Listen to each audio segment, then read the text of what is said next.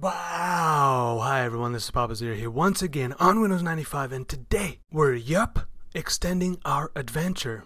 Real quick PSA. I got an announcement to make. I told ya, don't pick up white gear items anymore unless they're useful to you. But if you find a 6-socket item, definitely pick it up because you can sell it to a vendor for 7 jeweler orbs every time. Alright, end of PSA. Let's begin with some crafting. The Blessed Orb.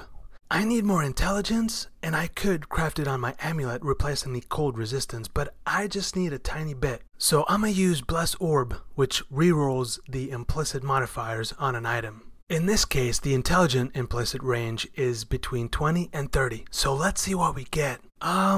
When I said I needed a tiny bit, I meant I needed 63 more intelligence, but that's okay, no biggie. We'll try again in 3 hours when I find another Blessed Orb. Moving on. Corrupt items. Maybe you found one yourself, but they are unmodifiable for all intents and purposes through normal means. Here's another asterisk for you. But basically, unless it's an amazing item you will absolutely want or need, just trash it. Just vendor it. As you can see, trying to scour it or chaos orbit does nothing because it is corrupted. Here, I found a couple of nice 4-links that I'll be using for a very long time, so I'm going to craft them with an Orb of Alchemy. Again, links are important. Something you may have already noticed, but auras, buffs, curses, etc. don't show in town. If you have like 50% all elemental resistances right now, you are doing good. But we gonna have to work on them a bit more coming next act. You'll see why in a little bit. My chaos resistance is 0 right now. It's very hard to get chaos resistance up while leveling. Know that it's okay to have 0, but you may come across a random purple monster that will hit like a truck. Not much we can do about that at this time. Just if you see purple rain coming at you, run.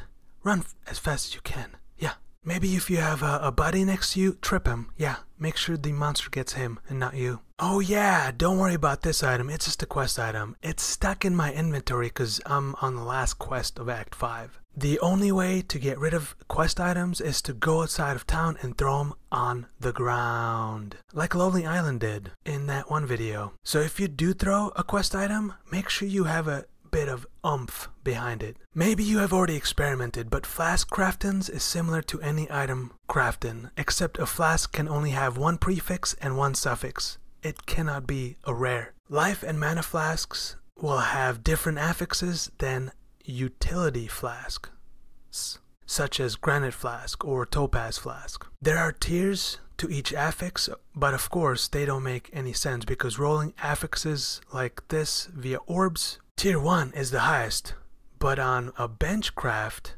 tier 1 is the lowest. There's no rhyme or reason here, guys.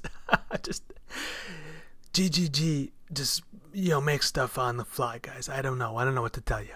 Putting gems back in and looking over my gear, notice that my Ancestral Protector doesn't highlight the other gems like my Molten Strike does. That's because all of the gems are skill gems, and since they are their own person and are not a support gem, they don't give anything to each other, even though they are linked together. Alright guys, on to the main event of this evening, Act 5 boss. Don't pay attention to the clock in the bottom left corner. It's evening, yeah, it's European time, yeah.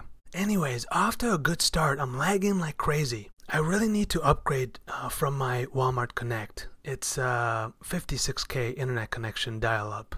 Recently, I've been eyeing the AOL Connect, which supposedly dials up in half the time. Something like 2 minutes instead of my current 4-minute mark. I mean, that just seems insane to me. Like, to be able to connect to the internet that quickly is just unfathomable. So sorry for the footage being all choppy and laggy, but hopefully it's all ogre. Nice. Yeah, perfect timing. Just when I thought, oh, disconnect, perfect. Yeah. I guess we go again. Don't worry guys, this won't happen again. I boosted my internet connection by putting a toaster next to my computer. I also put an additional box fan next to the tower to cool it off. No more problems. Here we go. At least we won't have to clear this area again too much. We're flying. That's cause you sped up the video, bro. Shut it, Billy. Oh yeah, another topic to discuss. Minions. Right now I have a golem that I got from quest in Act 4. It's a stone golem which gives me a bit of life regeneration. Typically when it comes to minions, you always have a set maximum amount you can have per minion type. And for the most part, they're just two types, not literally, of minions. First type, which gives us a buff of some sort, and second type being an actual damage dealing minion of sorts. Like, the whole build revolves around one or many minions to do damage as opposed to you doing the damage. Think of it this way, maybe you want to be like a He-Man and become a Beastmaster and control apes and alligators and barracudas. Contrarily, maybe you want to be more like Grayskull and become a necromancer who controls zombies, skeletons, and other undead things. Yeah, it's up to you. Choose your own adventure. Oh, come on, Walmart Connect. Let's go. What am I paying $9.99 a month for? Come on. Fuck. Attempt number 3. Nice, yeah. Deja vu for the second time. I'm gonna fast forward since we have seen this country hills before.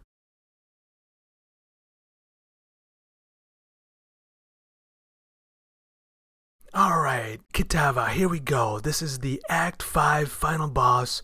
Once again, we have to dispatch him with our fists in order to move on. He does a bunch of attacks, which we avoid, of course, and then mess with his heart, literally. Quite literally. After this boss, the difficulty actually ramps up quite a bit. The monsters are tougher, but we are also weaker, because we get a permanent negative 30% to all resistances. Hopefully, you have a decent resistances already. If not, you got a lot of work to do. Luckily with bench crafting, it can make one's life easier, also purity of elements aura. And when you die from now on, after you kill him, you lose 5% of your experience. Yeah, it sucks, I know. Don't fret, it only gets worse. But let's not think about that right now. Let's just focus on killing Kitava. And on the next part of our adventure. On a serious note, guys, thank you so much for watching these guides. Hopefully you have found at least one useful nugget out of all of them and me blabbering on. But I'm going back to creating build guides for random wacky builds I have in my head. They've been piling up. I can't contain them anymore. Honestly, I could continue these guides indefinitely because PoE is so vast and has so much to offer. Feel free to reach out if you have any questions and are in need of help with your build perhaps. Maybe in the future I might continue them, but for right now I gotta do a pause. Wow, as you can see here, minus 30% to all resistances. Yuck. Anyway, take care of yourselves out there because whalecraft, the world we are in, is a hostile place. Hostile place. Full of ghouls and goblins, but no dragons for some reason. Thanks for watching, and I'll see you next time with another beautiful video. That's not a guide. Continuation.